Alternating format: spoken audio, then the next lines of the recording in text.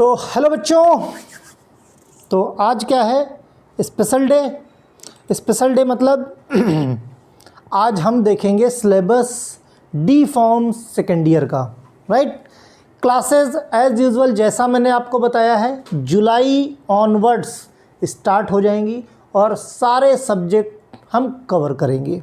ठीक, time table बना के टाइम टेबल प्रोवाइड करा दिया जाएगा। डेली उसी के हिसाब से वीडियोस आपको मिलते रहेंगे, उसी तरह से आप पढ़ते रहना। कॉलेज जाते हो नहीं जाते हो कोई फ़र्क नहीं पड़ता। पढ़ाता कैसा हूँ फर्स्ट ईयर में देख लिया है आपने। सेकेंड ईयर के सारे सब्जेक्ट हम कवर करेंगे। ठीक, सिलेबस की बात करें भाई, सिलेबस क्या है? फार्माकोलॉजी। देखो पहला क्या है? फार्माकोलॉजी, जिसका कोर्स का कोड है ER2021T। ठीक, तो 75 घंटे का है, जिसमें 25 ट्यूटोरियल क्लासेस आपकी होंगी और लैब है।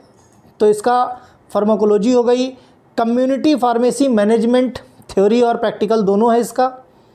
Biochemistry and clinical pathology theory portion है ना। बायोकेमिस्ट्री क्लिनिकल पैथोलॉजी का प्रैक्टिकल भी है। फार्माकोथेरेपेटिक्स की थ्योरी और प्रैक्टिकल दोनों है। हॉस्पिटल एंड क्लिनिकल फार्मेसी पहले भी था, इस बार भी कर दिया है इन्होंने। और फार्मेसी लॉ एंड इथिक्स, जो जूरिस्प्रूडेंस था, जो जूरिस्प्रूडेंस सब्जेक्ट था उसका नाम बदल के फार्मेसी लॉ एंड इथिक्स कर दिया। बाकी कोई खास चेंज नहीं हुआ है। कुल मिला के कॉग्नोसी, केमिस्ट्री और फार्मास्यूटिक्स इन्होंने हटा दिया है। ठीक, कम्युनिटी फार्मेसी डाल दिया है। अच्छा है, कम्युनिटी फार्मेसी में आप लोग अंग्रेजी सीख जाओगे। इसमें कम्युनिकेशन स्किल की यूनिट है, आगे हम देखेंगे सिलेबस में कम्युनिकेशन स्किल। मैंने एक बार बताया था, मैं वर्तिका मैम के चैनल पे आया था इंग्लिश के लिए। क्यों? उसी चीज़ की तैयारी हो रही है कि आपको आगे चल के अंग्रेजी भी तो पढ़ानी है, राइट। इसीलिए मैंने कहा था उस चैनल पे जाइए, सब्सक्राइब कीजिए, आने वाले समय में हेल्प करेगा। तो कम्युनिकेशन स्किल या इंग्लिश से रिलेटेड जितनी भी चीज़ें हैं आपको उसी चैनल पे पढ़ने को मिलेंगी, राइट। क्योंकि भाई अगर कोई इंग्लिश का एक्सपर्ट है तो बेटर है कि हम उससे पढ़ें। ओके, ठीक, तो ये हो गए सब्जेक्ट के नाम, पता चल गए आपको। फार्माकोलॉजी थ्योरी का पोर्शन है। Syllabus general pharmacology, various route of drug administration, advantage disadvantage, absorption, bioavailability, drug distribution, biotransformation, excretion of drug यानी ADME की बात कर रहे हैं। जनरल मैकेनिज्म यानी फार्माको डायनेमिक्स की बात कर रहे हैं। ठीक है, तो कुल मिला के ये जो पहली यूनिट है ऑलरेडी अपलोडेड है। जो बहुत बच्चे डेस्परेट हैं, चैनल पे फार्माकोलॉजी की प्लेलिस्ट है, उस पे जाके पढ़ सकते हैं।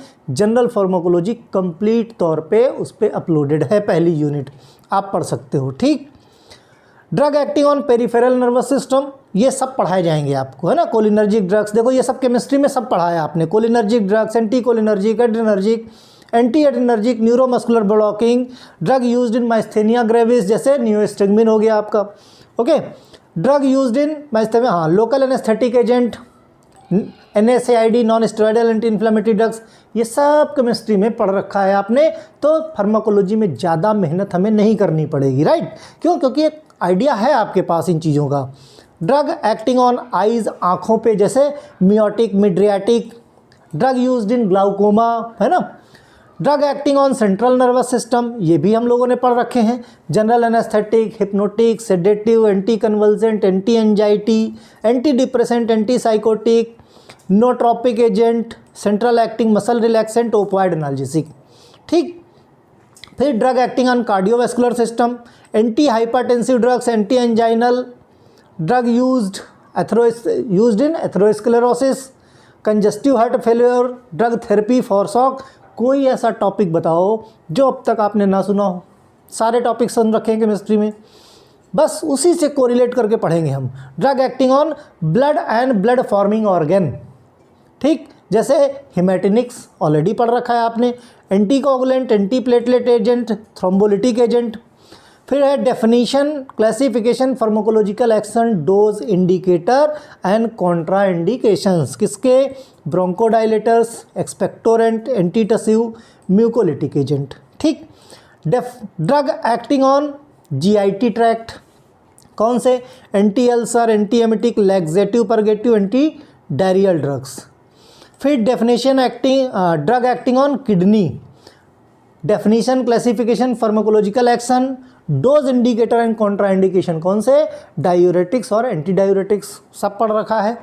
हार्मोन एंड हार्मोनल एंटागोनिस्ट क्या पढ़ेंगे, thyroid hormone, anti thyroid, parathormone, calcitonin, vitamin, insulin, oral hypoglycaemic, oestrogen, progesterone, oxytocin, corticosteroid, सब एंडोक्राइन सिस्टम में पढ़ रखा है। बस इससे रिलेटेड हम लोगों को ड्रग पढ़नी है कि ड्रग कैसे इन्फ्लुएंस करती है इन सब हार्मोन्स को। ठीक, ऑटोकॉइड्स की pharmacological role of histamine 5-HT या एंड प्रोस्टाग्लैंडिन हम लोगों ने NSAID में पढ़ा था, है inflammatory mediators. Classification, clinical use, adverse effect of 5-HT antagonist, antihistaminic. Chemotherapeutic agent में भाई क्या है, केमोथेरेपेटिक एजेंट एंटीबायोटिक में पेंसिलिन पढ़ रखा है, cephalosporin, aminoglycoside, fluoroquinolone, macrolide, tetracycline, sulphonamide. Anti tubercular drugs के बारे में anti fungal, anti viral, anti amoebic, anthelmintic, anti malarial, anti neoplastic. बताओ कौन सी कैटेगरी जो नहीं पढ़ी, क्या है कठिन, फर्स्ट ईयर में अच्छे से पढ़ लिया तो सेकेंड ईयर में ऐस करोगे। ओके, फिर बायोलॉजिकल्स, किसका definition and type of indicator, biological agent with examples, सब पढ़ेंगे। ठीक, ये बात हुई किसकी, फार्माकोलॉजी की। ओके, 2 सब्जेक्ट तो करा ही देते हैं आज। फिर community pharmacy and management theory, बाकी के सब्जेक्ट धीरे धीरे करके इसी तरह से आपको सिलेबस मिल जाएगा। तो community pharmacy management and theory में क्या है भाई, कम्युनिटी फार्मेसी प्रैक्टिस, इसमें क्या क्या पढ़ेंगे, definition, history, development, community pharmacy और इंटरनेशनल एंड इंडियन सिनेरियो में कम्युनिटी फार्मेसी का क्या रोल है, professional and responsibility of the community pharmacist, as a professional pharmacist की क्या रिस्पॉन्सिबिलिटी होती है, introduction to concept of good pharmacy practice and SOP। जैसे गुड मैन्युफैक्चरिंग प्रैक्टिस पढ़ी थी वैसे हम गुड फार्मेसी प्रैक्टिस पढ़ेंगे एंड SOPs मतलब स्टैंडर्ड ऑपरेटिंग प्रोसीजर्स, राइट। फिर prescription and prescription handling, prescription के बारे में देखेंगे और प्रेस्क्रिप्शन हैंडलिंग देखेंगे। Definition, part of prescription, legality of the prescription handling, labelling of dispensing medications, main level, ancillary level जो उसके अंदर होते हैं, पिक्टोग्राम्स जो हैं, brief instruction of medication use है, dispensing process, good dispensing practice, dispensing error and strategies to minimise them. फिर आता है अंग्रेजी, जैसे कम्युनिकेशन स्किल, इसमें क्या पढ़ोगे, definition and type of communication skill किस तरह से होनी चाहिए, interaction with professionals and patient, professionals कौन से, जैसे डॉक्टर्स के पास जाते हो फार्मासिस्ट, है ना, बड़े बड़े हॉस्पिटल्स में जाते हैं, इंडस्ट्रीज़ में जाते हैं कम्युनिकेशन के लिए, और किससे, पेशेंट से जो बात की जाती है तो उनसे कैसे कैसे कम्युनिकेशन करना है आपको, भाई बड़े बड़े प्रोफेशनल से अंग्रेजी में बोलना है। दूसरा, verbal communication skill, verbal communication skill कैसे बात करोगे 1 to 1, ओवर द टेलीफोन पे कैसे बात करोगे, ठीक है। फिर रिटन कम्युनिकेशन स्किल कैसी होनी चाहिए आपको, बॉडी लैंग्वेज, जब आप कम्युनिकेशन करो तो सब आपकी बॉडी लैंग्वेज क्या होनी चाहिए, पेशेंट इंटरव्यू टेक्निक क्या होनी चाहिए, इन सब चीज़ों के बारे में बात करेंगे। देखो पहले का जो सिलेबस था उसका बहुत ज़्यादा कोरिलेशन नहीं था, लेकिन जिसने भी सिलेबस बनाया है अब रियल में फार्मासिस्ट को फ़ायदा मिलेगा, ठीक।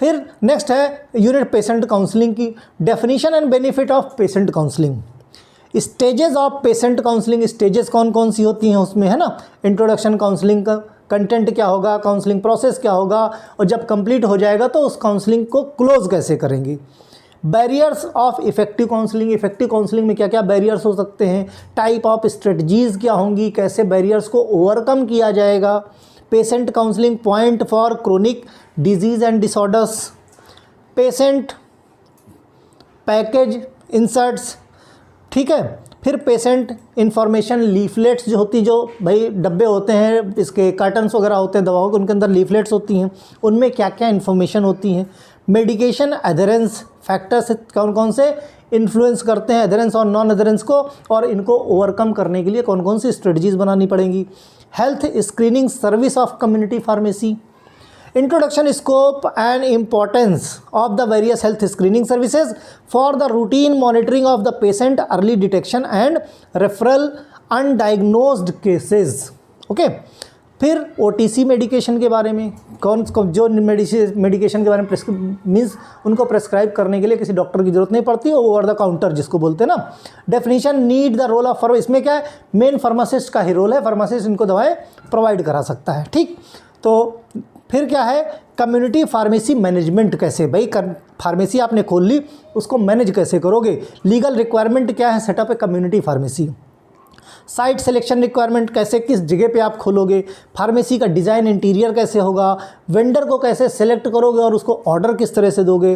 प्रोक्योरमेंट इन्वेंट्री कंट्रोल कैसे करोगे कि दवाओं का मीन्स सरप्लस भी ना होने पाए कि आपकी बर्बाद हो जाए और कम ना होने पाए कि पेशेंट को ना मिल पाए। फाइनेंशियल प्लानिंग कैसे करोगे, मैनेजमेंट कैसे करोगे। थोड़ा बहुत अकाउंटेंसी जैसे डे बुक, कैश बुक, ये सब जो है सेकेंड ईयर के बच्चे DSBM में, drug store and business management में पढ़ते थे, जो आप इसमें पढ़ोगे, ठीक है। Introduction to pharmacy operation software, आजकल बहुत सारे सॉफ्टवेयर्स आए हैं जो फार्मेसी में इंट्रोड्यूस हो गए हैं, जिनसे काम काफ़ी आसान हो गया है। कस्टमर रिलेशन मैनेजमेंट, CRM जिसको बोलते हैं, किस तरह से होना चाहिए। ऑडिट ऑफ फार्मेसीज, जो DI वगैरह, ड्रग इंस्पेक्टर वगैरह ऑडिट करने जाते हैं फार्मेसीज को, किस तरह से होते हैं, क्या क्या चाहिए। SOP स्टैंडर्ड ऑपरेटिंग प्रोसीजर, क्या होना चाहिए फार्मेसी मैनेजमेंट का। Introduction to digital health and M-Health online pharmacies, क्या होनी चाहिए, ठीक। तो कुल मिला के ये हुआ कम्युनिटी फार्मेसी और फार्माकोलॉजी का सिलेबस। बाकी जो रिमेनिंग सब्जेक्ट हैं आपके, उनके भी दो दो करके, क्योंकि क्या बहुत एकदम गरम गरम नहीं खाना चाहिए ना, आराम से देखो।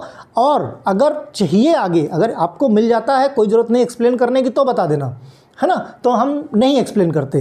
लेकिन चाहिए बाकी के सब्जेक्ट भी इसी तरह से आपको इफेक्टिवली समझने हैं, क्या क्या है, क्या क्या टॉपिक है, तो बता देना, मैं दो दो तीन तीन करके प्रोवाइड करा दूंगा, ओके। तो कुल मिला के आपकी विश पे है, चाहिए तो बोलना और नहीं चाहिए तो कोई बात नहीं, हम भी समय नहीं बर्बाद करेंगे, ओके। बाय।